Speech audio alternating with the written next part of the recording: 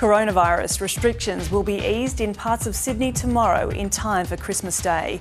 New South Wales has recorded 8 new cases of COVID-19 in the past day. 7 are linked to the Northern Beaches cluster. There are modest changes for Greater Sydney. 10 adults will be allowed in a home plus children under the age of 12. The Northern Beaches will be separated into 2 zones with a new boundary at Narrabeen Bridge. In the Northern Zone, 5 people will be allowed in a home. They must be from within that region. People in the Southern Zone, such as Manly or Dee Why, will be allowed to have 10 people in their homes. However, local residents will not be allowed to leave the area. For more on this, I'm joined by reporter Ashleigh Raper in Sydney. Good afternoon, Ashleigh. How will the modest easing of restrictions be received by Sydneysiders? Well, look, Eliza, this was a really highly anticipated decision, and I think many people were eager to know. And let's go through, because there's really 3 separate groups here that these restrictions apply to, but we have to make the note that this is only these tweaking, as the government has referred to as these modest changes. They've stretched it as far as they say they feel is appropriate this time, but they only last for the 24th, the 25th and the 26th, and then we go back to the old rules. Now, for Greater Sydney, 10 visitors will be allowed to a home, but that will be 10 adults. So if you come with family with children under the age of 12, those children are an add-on. So you can actually have more than 10 visitors to a home, but only if there are children under the age of 12. Now, the Northern Beaches will be split up into 2 groups. There's the Northern Zone, which is really from North Narrabeen right up to Avalon and Palm Beach there. And that is really still in quite a tight lockdown. The only change there is that within that zone, that 5 visitors will be allowed to a house, but that does include children. So only 5 additional visitors there. Now, in the Southern Zone, which is from South Narrabeen, from the Narrabeen Bridge down for the whole area, which includes Manly, Frenchs Forest, all those areas, they will have similar rules to Greater Sydney in terms of visitor numbers. 10 visitors will be allowed to a home, plus children under the age of 12. But if you live in that Southern Zone on the Northern Beaches, you cannot leave the Northern Beaches. You can have visitors into your house from elsewhere in Sydney, but you can't leave your home and that area. And realistically, look, the lockdown still does apply for most of the Northern Beaches. It's just those easing of restrictions around visitors over the next 3 days. Now, Gladys Berejiklian made this decision this morning. She listened to the health advice from Dr. Kerry Chand, and this was her reasoning behind the decision. Don't know how the virus got into the Avalon cluster. We don't know how the virus got into the community, and we want to make sure that there aren't strains or there aren't lines of community transmission that we haven't found yet.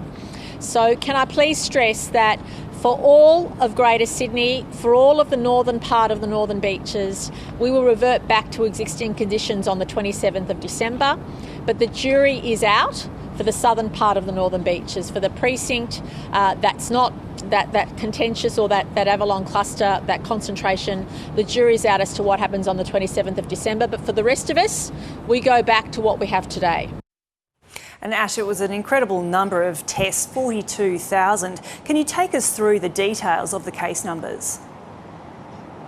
Yes, today Dr. Kerry Chan said there's been an extraordinary number of testing over the past couple of days. She said even today people are still turning out to get tested. Now, the case numbers have continued to be low. So we spoke about the trajectory going down, and there were 8 new locally acquired cases today. 7 of those were directly linked to the Avalon cluster, and the other case was a close contact of a previous case. Now, what was interesting that was revealed today in the press conference, that a health worker who had worked in hotel quarantine transfer, that they revealed today that the genome testing of that particular strain of the virus matches the Avalon cluster. Now, they haven't included that in the Avalon cluster yet, but as they don't know how the virus travelled to the Northern Beaches in the first place, they have no idea of the source.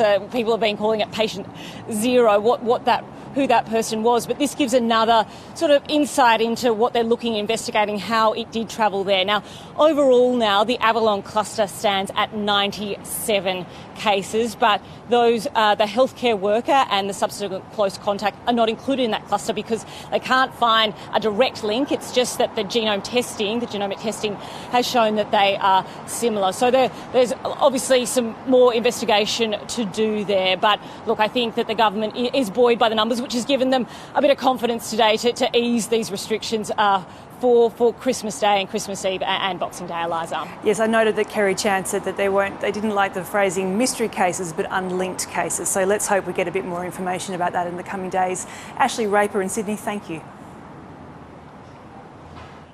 Victoria has recorded one new case of coronavirus in hotel quarantine. It brings the total number of active infections in the state to 10. Reporter Nicole Asher joins us now from Melbourne. Good afternoon, Nicole. What more do we know about this latest case? Thanks, Eliza. So at the moment, we do know that it was a return to traveller in hotel quarantine. As you said, it brings the total number of cases here in Victoria to 10, 9 of which are among return to travellers in hotel quarantine. And there's one, which is that 15-year-old girl who returned from Sydney to Victoria last week and tested positive following that. And we heard about that one yesterday, Eliza.